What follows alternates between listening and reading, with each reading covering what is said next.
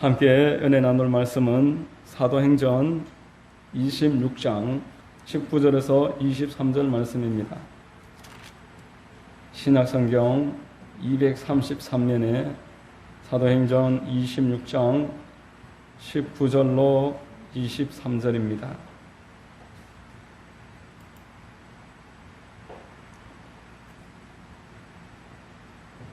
제가 다 찾으신 줄로 알고 봉독해 드리겠습니다.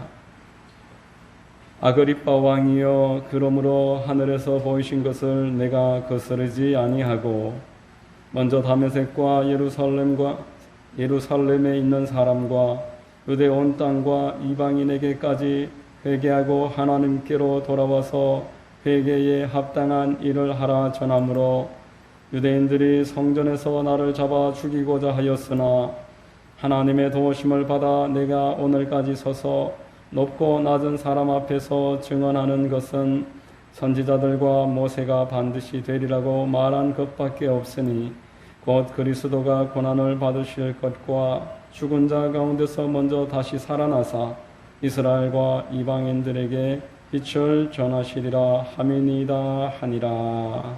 아멘.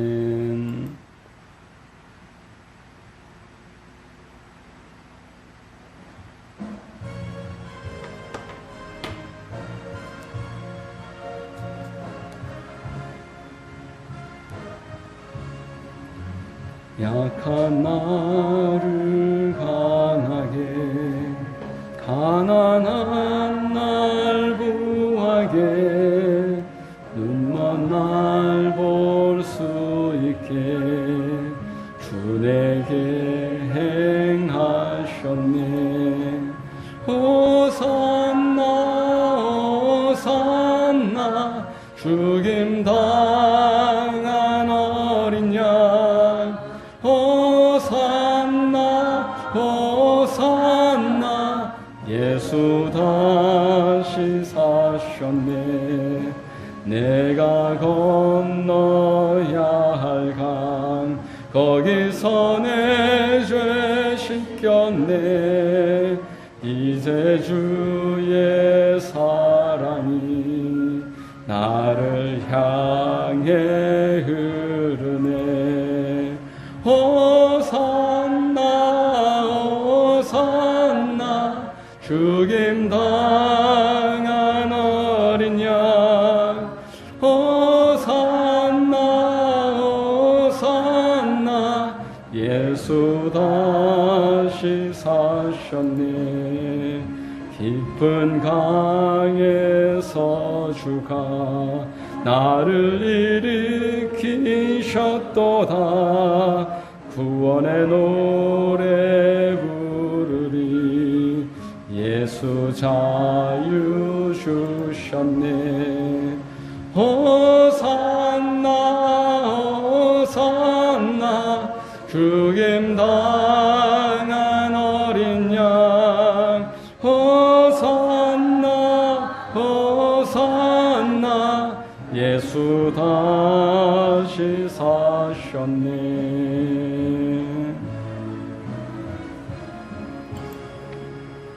아멘. 기도하겠습니다. 사랑과 은혜가 충만하신 참 좋으신 하나님 아버지, 우리를 세상 가운데서 불러주셔서 마음과 진정과 뜻을 다하여 하나님 앞에 이 시간 예배하게 하시니 감사합니다. 오직 하나님만 높임과 존귀와 영광을 받아 주시옵시고 우리 모두에게는 참 평안과 기쁨과 한량없는 은혜의 시간 되도록 역사하여 주시고 인도해 주시옵소서. 예수 그리스도의 십자가의 보혈을 의지하여 담대한 마음으로 주님 앞에 서사오니 긍휼히 여겨주시고 영과 혼과 육의 하나님의 크신 은혜와 보혈로 씻겨주시고 가지고 나온 수고하고 무거운 짐 주님께 다 맡겨드리고 가볍고 쉽게 마음을 편안하게 주님 앞에서 살아가도록 인도하여 주시옵소서. 하만순복음교회에 속해 있는 모든 성도님들 한 사람 한 사람 기억해 주시고 마지막 때에 주의 영광을 드러내며 하나님이 선하게 보시고 기뻐하시고 온전하신 뜻을 이루어 나가기에 부족하지 않도록 역사해 주옵소서. 좋으신 하나님, 이 나라 이 민족을 위하여 기도합니다. 위정자들을 붙잡아 주시고 마지막 때에 이 나라를 만세 반석 위에서 주님의 영광과 천하만국의 복음을 전파하는 나라로 이끌어가기에 부족하지 않도록 역사해 주옵소서. 동성애가 틈타지 못하게 막아주시고 이슬람과 온갖 이단들과 사이비들, 사술들 이 땅에서 뿌리 내리지 못하도록 하나님 함께 하시고 인도해 주시옵소서. 좋으신 하나님, 교회들마다 깨어있게 하시고 성령으로 충만받게 하시며 빛과 소금의 사명을 감당할 수 있도록 도와주시고 마지막 때에 한 영혼 더 주님께 인도하기에 부족하지 않도록 늘 기도에 힘쓰는 교회들 되도록 역사해 주옵소서. 좋으신 하나님, 북녘 땅에 있는 동포들을 불쌍히 여기시고 복음 안에서 통일과 자유와 번영을 허락해 주시고 동방의 예루살렘이라 칭송받던 그 땅으로 회복되게 하여 주옵소서. 우크라이나의 전쟁이 종식되고 또 하나님의 백성들을 탄압하고 기독교를 박해하는 이 땅의 모든 나라들에도 하나님이 역사해 주셔서 하나님의 공의가 흐르도록 역사해 주시고 인도해 주옵소서. 이 시간 예배 가운데 영광 받으시며 말씀이 증거될 때 좌우의 날선 금과 같이 살아 운동력 있는 하나님의 말씀이 선포되어 우리의 혼과 영과 관절과 골수를 찔러 쪼개기까지 하고 하나님의 뜻이 밝히 드러나는 복된 시간 되게 하시고 사랑하는 성도들 영혼이 잘된 것 같이 범사가 잘되고 강건하며 생명을 얻되 넘치게 얻도록 도와주시고 원수마귀들은 한 길로 왔다가도 일곱 길로 떠나가게 하시고 하나님이 함께 하시는 표적이 임하게 하여 주시옵소서. 예배의 시정을 의뢰합니다. 홀로 높임과 영광 받아 주옵소서. 예수님의 이름으로 감사하며 기도드립니다. 아멘.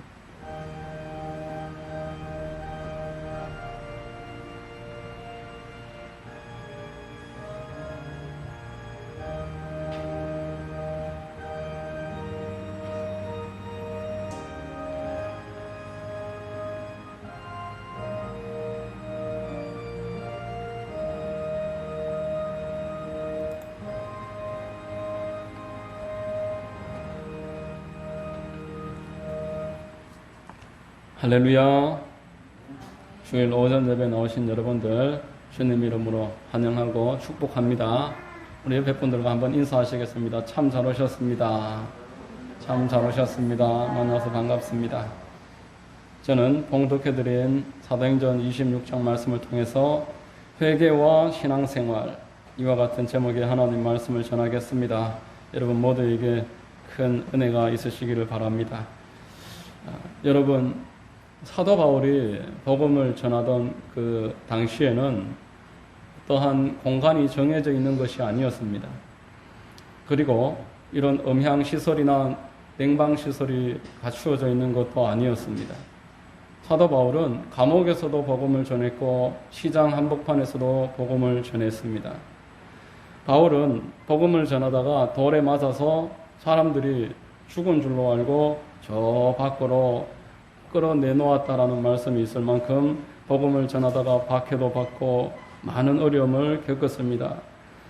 항상 긴박한 순간에 복음을 전하는 사도 바울이었기 때문에 성령께서 복음의 아주 핵심적인 내용들을 그때그때 사도 바울의 영에다가 마음에다가 부어줌으로써 복음의 메시지를 잘 전파할 수 있도록 그리고 꼭 해야 될 말들만 전할 수 있도록 역사를 해주었던 것입니다. 여러분 오늘 바울이 짧은 시간에 아그리빠 왕이라는 사람 앞에 나와서 이제 유대인들이 고발을 했기 때문에 로마 황자 가이사에게 상소할 수밖에 없었고 그래서 총독들과 보관들과 왕들과 왕후와 많은 사람들이 모여서 그의 죄목을 따지고 있는 이 자리에 바울에게 변호할 기회를 잠깐 주었는데 바울이 이때 복음을 전하고 있는 것입니다. 이 내용들을 오늘 몇 가지 살펴보면서 우리 은혜를 한번 생각해 보겠습니다. 첫 번째로 사도 바울이 전했던 복음의 핵심은 회개하고 하나님께 돌아와라. 사도 바울이 말하는 복음이라는 것은 우리가 오해하는 것처럼 이신층이라고 해서 믿으면은 무슨 짓을 해도 상관이 없다. 이렇게 오해했던 것이 아니라 회개하고 하나님께 돌아와서 회개에 합당한 일을 하면서 살아라. 말씀을 했습니다.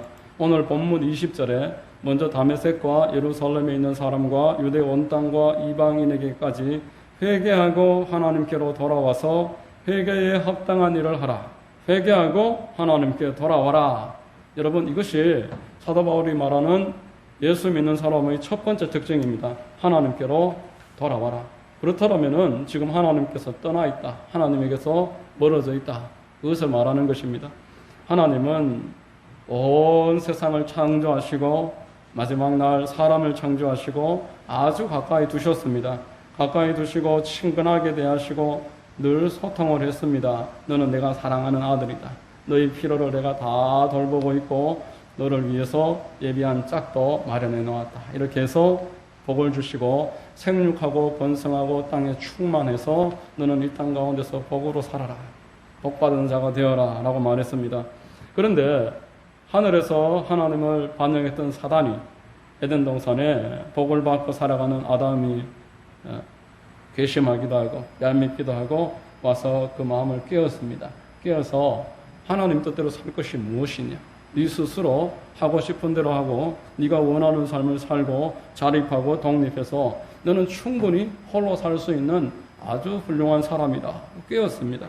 그래서 아담은 보암직하고 먹음직하고 탐스럽게 보이는 동산 한복판의 선악을 알게 하는 나무의 실과를 따먹고 말았어요.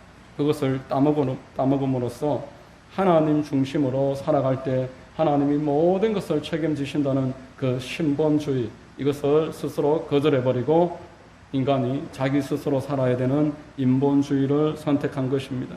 하나님이 무엇을 먹을 것인지, 어디로 갈 것인지, 어떻게 살아갈 것인지 다 예비하시고 그렇게 보호해 주시는 장소를 자기 스스로 떠나버려서 이마에 땀을 흘려야 먹을 것을 먹게 되고 가시와 은건키가 주변을 꽉 둘러차 있어서 가는 곳마다 좌절이고 실패고 낙담이 끊이지 않는 그런 삶을 살게 된 것입니다. 하나님에게서부터 단절됨으로 말미암아 외롭고 슬프고 불안하고 염려 근심이 아담 그 이후에 모든 사람들의 고질병이 됐습니다. 사람들은 아무 문제가 없는데도 걱정을 합니다. 10가지를 걱정하면은 실제 일어나는 일은 한 가지가 되지 않는다는 통계 결과가 있지만 사람들은 일어나지 않을 것까지 미리 걱정하고 살아갑니다. 걱정하는 것이 똑똑한 것처럼 그렇게 살아가는 것이 인류의 고질병입니다.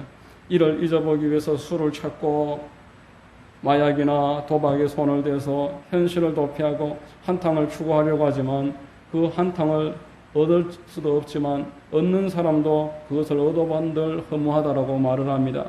인터넷과 TV와 스마트폰에 빠져서 인생을 낭비하고 거기에 중독되어 갑니다. 여러분, 외로움과 불안함을 하나님 외에 다른 방법으로 얻으려고 하는 것은 인생의 터진 웅덩이라고 예레미야서에서 말했습니다.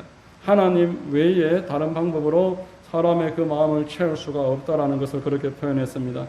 밑빠진 독에 불 붙이고 시간 낭비입니다.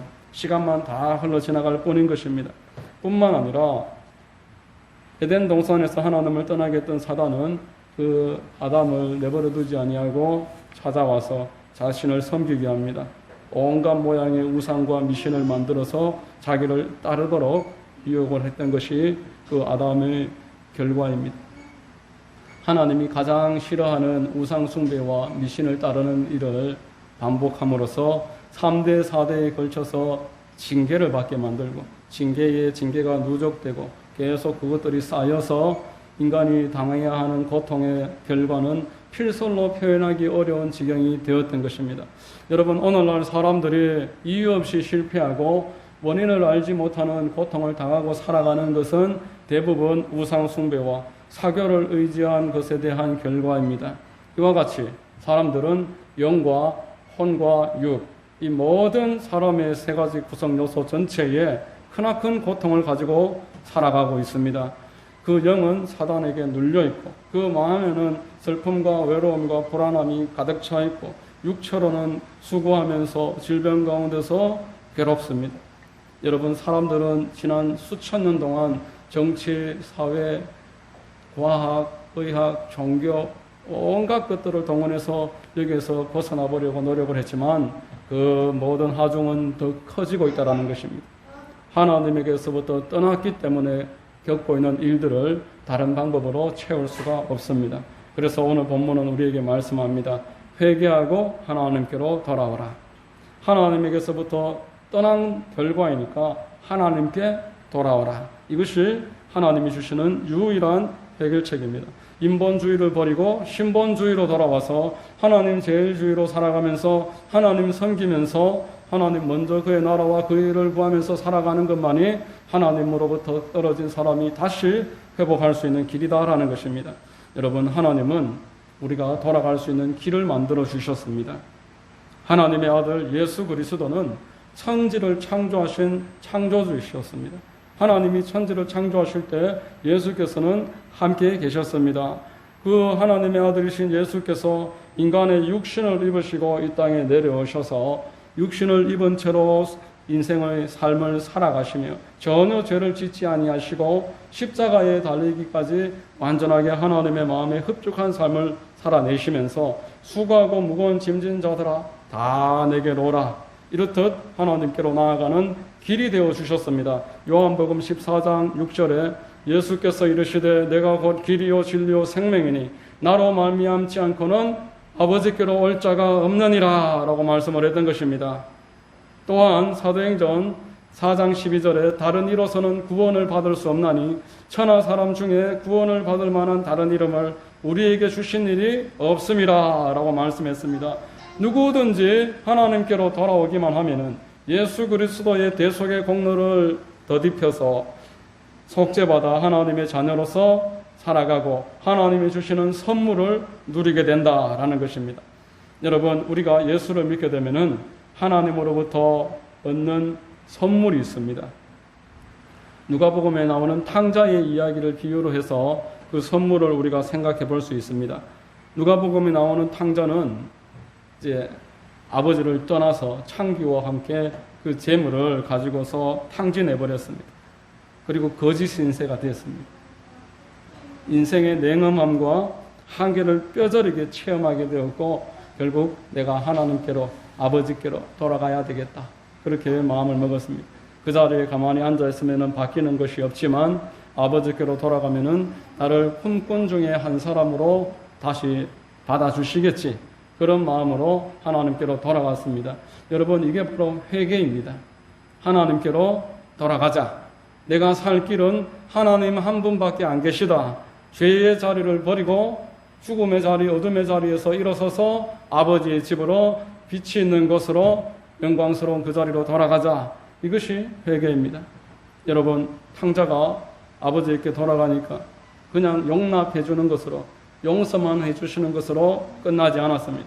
분에 넘치는 선물을 주시려고 기다리고 계셨습니다. 아버지가 품어주시고 신발도 신지 못하고 있는 그 발에 신을 신겨주시고 손에 가락지를 끼워주시고 좋은 옷을 입혀주신 다음에 송아지를 잡아주시고 풍악을 울려서 잔치를 벌어주셨습니다. 여러분, 이것이 회개하고 하나님께로 돌아가는 자가 하나님으로 받게 되는 선물인 것입니다. 가히 어림도 없는 일이지만, 언감생심 생각도 할 수 없는 일이지만 저와 여러분들이 하나님으로부터 초청받아서 아버지께로 회개하고 돌아가기만 하면은 하나님은 여러분들을 반드시 받아주시고 이처럼 축복해 주십니다. 예수 그리스도 안에서 하나님께 나아가면은 이와 동일한 일들이 예비되어 있는 것입니다. 여러분들은 단지 용서만 받는 것이 아닙니다. 하나님의 자녀만 되는 것이 아닙니다. 신분만 얻는 것이 아닙니다. 이 땅에서 근근히 살아가다가 마지막 날 천국만 들어가는 것으로 만족하라, 이렇게 말씀하시지 아니하셨습니다. 회개하고 돌아오는 자에게 하나님께서는 죄를 사해 주시고 성령을 부어 주신다라고 말씀하셨습니다. 내가 너희를 고아와 같이 버려두지 아니하시고 성령을 보내리니, 성령은 보혜사로서 우리의 안내자가 되시고 우리의 마음을 위로해 주시고 우리와 동행하시며 지혜 주시고 능력 주시는 분이 보혜사 성령님이십니다. 사도행전 2장 38절에 베드로가 이르되 너희가 회개하여 각각 예수 그리스도의 이름으로 침례를 받고 죄사함을 받으라. 그리하면 성령의 선물을 받으리니, 성령의 선물을 받으리니, 이 말씀을 성령을 받으리니 라고도 번역할 수 있는 그러한 헬라어 단어입니다. 하나님이 성령을 주십니다. 성령의 선물을 부어주십니다.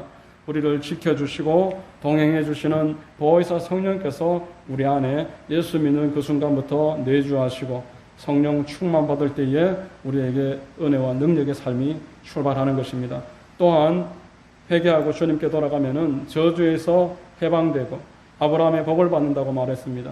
그리스도께서 우리를 위하여 저주를 받은 바 되사 율법의 저주에서 우리를 속량하셨으니 기록된 바 나무에 달린 자마다 저주 아래 있는 자를 하셨습니다. 이는 그리스도 예수 안에서 아브라함의 축복이 이방인에게 미치게 하고 믿음으로 말미암아 성령의 약속을 받게 하려 하심이라. 하나님이 우리를 저주에서 해방시켜 주십니다. 고린도전서 2장 9절에 하나님이 자기를 사랑하는 자들을 위하여 예비하신 모든 것은 눈으로 보지 못하고 귀로 듣지 못하고 사람의 마음으로 생각하지도 못하였다 함과 같으니라 말씀하셨습니다. 하나님이 이 땅에서 자기를 사랑하는 자를 위하여 예비해 놓으신 축복이 무궁무진해서 우리는 가히 상상도 할 수 없는 복을 예비해 놓으시고 예수 믿는 자에게 선물로서 나눠주십니다. 모든 것을 예비해 놓으셨습니다. 먼저 그의 나라와 그의 의를 구하면서 살아가면은 무엇을 먹을까, 무엇을 마실까, 무엇을 입을까 조금 더 염려하지 않아도 하나님이 왜 우리를 위해서 이것을 아끼겠습니까? 로마서에서 그 아들을 우리에게 주셨는데 무엇을 우리를 위해서 아끼겠느냐 말씀하셨던 것입니다. 여러분, 우상 숭배와 불순종에는 저주가 따릅니다. 우상 숭배와 불순종으로 인해서 저주가 3세의 4대에 겹겹이 쌓입니다. 그런데 그 대에서 또 우상 숭배하고 또 미신을 따르니까 또 쌓입니다. 그 아래에 내려가면서 또 우상 숭배하니까 또 쌓입니다. 계속 쌓이는 것입니다. 그것이 인생의 현실입니다. 이 저주에서 예수님이 십자가에서 저주를 당하셨으므로 저주에서 해방되어서 아브라함의 복을 주시겠다. 이것이 하나님이 저와 여러분들을 위해서 예비해 놓으신 선물입니다. 세 번째로 인류의 질병과 연약함을 치료하기를 원하십니다. 우리가 이것을 선물로 받을 수 있습니다. 이사야서 53장 5절 말씀에 그가 찔림은 우리의 허물 때문이요 그가 상함은 우리의 죄악 때문이라. 그가 징계를 받음으로 우리가 평화를 누리고 그가 채찍에 맞음으로 우리는 나음을 받았도다 라고 말씀을 했습니다. 하나님이 이 땅에서 예수님을 보내셔서 공생의 기간 동안 사람들을 치료하셨습니다. 그리고 먹을 것을 회복시키시고 채우시고 귀신은 쫓아주시고 죽은 사람은 살리시고 이런 일들을 계속 하셨습니다. 왜냐하면은 하나님은 구약에서 나는 치유하는 하나님이라고 하셨는데 그 치유가 지금도 여전히 이어지는 하나님이심을 깨닫게 하시려고. 요한복음에 예수께서 아버지께서 하시는 일을 내가 지금도 하고 있다. 그렇게 말하면서 계속 표적을 보여주셨던 것입니다. 히브리서에서 예수 그리스도는 어제나 오늘이나 영원토록 동일하시니라 라고 말했습니다. 그 예수 그리스도께서 하나님이 구약에서 하셨던 일을 신약에서 하셨고 지금도 우리와 함께 계시는 성령께서는 하나님이 하시는 모든 일을 여전히 하고 계십니다. 여러분, 예수님이 모진 그 채찍을 39대를 맞으시면서 참아내신 것은 우리로 하여금 신유의 사건을 잊지 말라는 의미인 것입니다. 우리를 위해서 그토록 모질게 채찍질 당하신 예수 그리스도께서 오늘날에는 왜 우리를 치유하시는 일을 미루시고 거절하시겠습니까? 요한일서 3장 8절 말씀에 그리스도께서 오신 것은 마귀의 일을 멸하려 하심이라 라고 말했습니다. 우리의 고통은 마귀의 일입니다. 이 마귀의 일을 예수께서는 멸하려고 하시는 것입니다. 여러분, 회개하여 하나님께로 돌아가면은 오늘날도 변함없는 하나님의 이러한 놀라운 축복을 여러분 모두 얻게 된다는 것을 꼭 기억하시기를 바랍니다. 여러분, 죄사함과 영생, 그 사이에 성령 충만함과 생활의 축복과 질병으로부터 치유, 이 5가지 오중복음이 하나님으로부터 여러분에 주어지는 선물입니다. 이것을 참으로 믿는 사람에게는 하나님이 반드시 약속하신 것을 허락하십니다. 그런데 믿는 게 뭐냐는 겁니다. 내가 믿습니다 한다고 그게 믿는 것이냐? 성경은 믿는 것은 곧 회개하는 것이다 라고 말했습니다.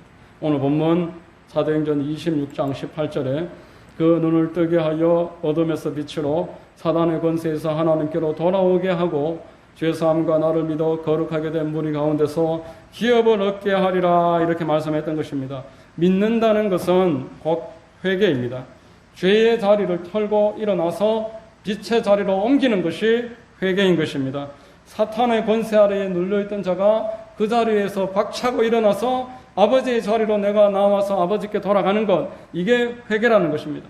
그렇게 사는 것이 거룩한 삶이 되고 그렇게 살아가는 자에게 하나님이 기업이 있다, 이것을 말씀했던 것입니다. 여러분 모두 이 회개에 대해서 다시 한번 생각하시기 바랍니다. 내가 믿는다면은 내 삶에는 회개가 시작되어야 됩니다. 내가 있던 자리에서 머물러서 여전히 죄짓고 살아가면서 믿노라 하는 것은 하나님에 대한 기만이며 복음에 대한 모욕입니다. 예수 그리스도를 만났는데 그 뒤로 아무 일도 없더라. 그런 법이 어디 있습니까? 여러분, 우리가 사람 한 명 잘못 만나도 인생이 망가지고 사람 한 명 잘 만나도 인생이 축복받는, 예수 그리스도를 만났는데 그 뒤로 아무 일도 없다. 이런 일은 있을 수가 없는 일입니다. 회개는 반드시 필연적으로 따라와야 됩니다. 두 번째, 회개에 합당한 일을 하라고 본문에 20절에서 말했습니다. 하나님께로 돌아와서 회개의 열매를 맺어라. 침례 요한도 누가복음 3장 7절에 요한이 침례를 받으러 나오는 무리에게 이르되 독사의 자식들아, 누가 너에게 일러 장차 올 진노를 피하라 하더냐.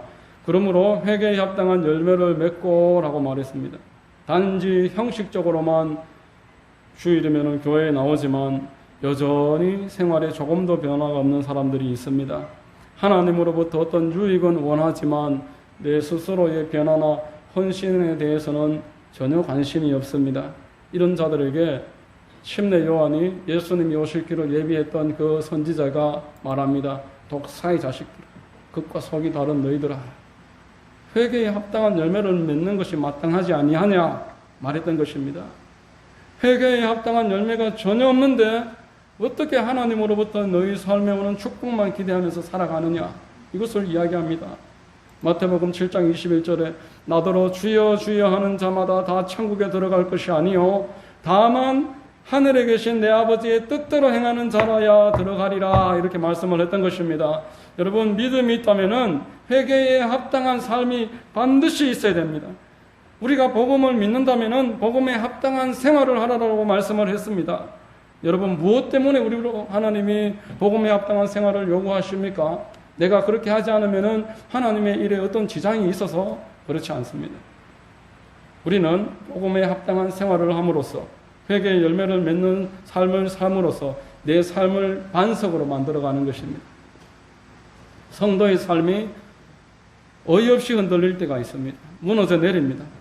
복음에 합당한 삶으로 자기 주변을 반석화 만들어 놓지 않았기 때문에 이렇게 흔들릴 때 여지없이 무너져 내립니다. 마태복음 7장 24절 이하에 보면은 그러므로 누구든지 나의 이 말을 듣고 행하는 자는 그 집을 반석 위에 지은 지혜로운 사람 같으니 비가 내리고 창수가 나고 바람이 불어 그 집에 부딪히되 무너지지 아니하나니 이는 주추를 반석 위에 놓은 까닭이요 나의 이 말을 듣고 행하지 아니하는 자는 그 집을 모래 위에 지은 어리석은 사람 같으니 비가 내리고 창수가 나고 바람이 불어 그 집에 부딪힘에 그 무너짐이 심하니라 라고만 했습니다. 자, 우리가 열매를 맺으려면은 듣고 행해야 합니다. 듣고 행하는 자는 지혜로운 사람입니다. 듣기는 듣는데 행하지 않는 사람, 듣는 자체도 거절하는 사람은 어리석은 사람이다 말씀했습니다. 작년에 어떤 모 장관이 검찰총장에게 내 명을 거역했다, 사람이 사람에게 거역했다, 이런 표현은 참 적절하지 못한 것 같아서 많이 화제가 됐습니다. 사람과 사람이 동등한데 거역했다라는 말이 어감이 좋지 않다는 건데, 하나님과 사람 사이에는 들어야 되는 자리에 내가 나가지 않고 간들 듣고도 행하지 않는다, 거역하는 것입니다. 여러분, 거역하는 자에게는 하나님이 복을 주실래야 복을 주실 수가 없습니다. 신명기 28장에 대단히 긴 성경인데 그 1절에 복과 저주를 너희 앞에 뒀는데 네가 복을 택할지 저주를 택할지 선택해라. 복을 원하는지 저주를 원하는지 선택하라 말씀합니다. 내 하나님 야훼의 말씀을 삼가 듣고 내가 오늘 내게 명령하는 그 모든 명령을 지켜 행하면 내 하나님 야훼께서 너를 세계 모든 민족 위에 뛰어나게 하실 것이라. 삼가 듣고 지켜 행하면 동일하지요. 요한복음 10장에 예수께서 이렇게 말했습니다. 내 양은 내 음성을 들으며 나는 그들을 알며 그들은 나를 따르느니라. 하나님의 양들은 음성을 듣고 따라간다라는 것을 말하는 것입니다. 여러분, 성경은 일관되게 말씀합니다. 복을 받는 비결은 다른 데 있는 것이 아니고 하나님의 말씀을 들어야 되고 그리고 그 들은 대로 행해야 한다. 그렇게 하는 자에게 보호와 축복이 있게 된다라는 것입니다. 듣지 않고 행하지 않는 자는 거역하는 자라고 했습니다. 거역하는 자들의 땅은 메마를 수밖에 없다고 말씀합니다. 인생이 삭막해진다라는 것입니다. 메마른 땅 속에서 고생하면서 삭막한 삶을 살아가게 된다. 거역하는 자에게 하나님이 말씀하셨습니다. 여러분, 그러므로 말씀 듣는 일을 소홀히 하지 마십시오. 듣는 일이 회개의 시작입니다. 들어야 행하지요. 안 듣는데 무슨 행함이 있습니까? 일단은 들어야 되고 비로소 회개의 삶을 출발하는 것입니다. 여러분, 듣고 행하라는 말에 대해서 여러분 결코 부담스럽게 여기지 마십시오. 회개에 합당한 삶을 살아가는 자가 지혜로운 사람이라고 말씀했습니다. 어떤 건축자가 한 사람이 있었는데 그 자기를 따르는 아주 훌륭한 그 일꾼이 몇 사람이 있었습니다. 그 일꾼들이 같이 일을 하면서 다녔는데 그 중에 한 사람이 일을 아주 성실하게 잘하는 사람이었습니다. 그 사람이 한 수십 년 같이 일을 하다가 건축가에게 이제 나는 은퇴해야 되겠습니다. 이렇게 말을 했습니다. 건축자가 가만히 생각을 하다가 마지막으로 당신 지금까지 수고하셨는데 집 한 채만 더 잘 만들어 주세요. 부탁을 했습니다. 건축자의 그 말을 듣고 일꾼이 생각하기를 내가 지금까지 열심히 일을 했는데 마지막까지 일을 또 시키다니 이런 인정머리 없는 인간을 봤나? 인정머리 없는 이런 인간을 봤나? 이렇게 생각을 했다가도 마음이 다시 한번 바꾸고 마지막인데 열심히 한번 일을 해보자. 그렇게 생각을 바꾸고는 일을 하기 시작했습니다.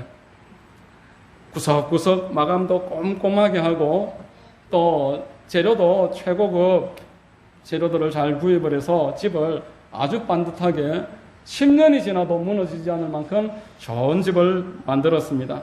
부실공사에 대해서는 조금 더 염려하지 않을 만큼 내 삶의 마지막의 작품인데 최선을 다해서 만들어야지. 그리고 집을 만들었는데 이제 건축가를 찾아가서 다 만들었습니다. 확인을 받는 자리에서 건축자가 이렇게 둘러보더니만 마지막으로 이렇게 말합니다. 내가 지금까지 당신의 도움을 받고 살았는데 당신이 일을 열심히 잘해 주었으니까 마지막으로 이 집은 당신을 위한 나의 선물입니다. 생각하지도 못했던 깜짝 놀랄 만한 일이지만 건축가는 그것이 진심이었고 또 집 열쇠도 건네주고 명의도 그 사람 앞으로 옮겨주었다라고 말합니다. 여러분, 대충 했더라면 그 사람을 엄한 사람이라고 오해하고 집을 부실하게 만들고 부정한 일을 저질렀더라면 두고두고 후회했을 것입니다. 여러분, 하나님이 저와 여러분들에게 회개하고 아버지께로 돌아와서 축복을 받지만 이후로 그것에서 멈추지 말고 회개에 합당한 삶을 살아가면서 네 삶을 반석으로 만들어라 하는 이유가 여기에 있습니다. 하나님이 회개에 합당한 삶을 살아라고 하는 것은 우리의 삶을 축복하시기 위함인 것입니다. 우리의 삶을 반석 위에 세우셔서 우리로 하여금 만대 하나님께 영광 돌리면서 살아갈 수 있도록 그렇도록 하나님이 회개에 합당한 삶을 요청하십니다. 할렐루야! 여러분 모두에게 이 회개에 합당한 삶을 살아가시는 그런 은혜와 축복이 있게 되시기를 예수님의 이름으로 축원드립니다. 기도하겠습니다. 하나님 아버지 감사합니다. 회개와 신앙생활이라는 제목으로 말씀을 상고했습니다. 회개하고 아버지께로 돌아가서 회개에 합당한 삶을 사는 것이 복음이라는 것을 오늘 한번 다시 깨닫습니다. 우리를 위해서 그 큰 은혜를 베풀어 주셨고 다시 기회를 주셨사오니 이제부터 이 말씀 부여잡고 회개하고 하나님께로 돌아와서 회개에 합당한 삶을 살 수 있도록 인도하여 주시옵소서. 예수님의 이름으로 감사하고 기도드립니다. 아멘.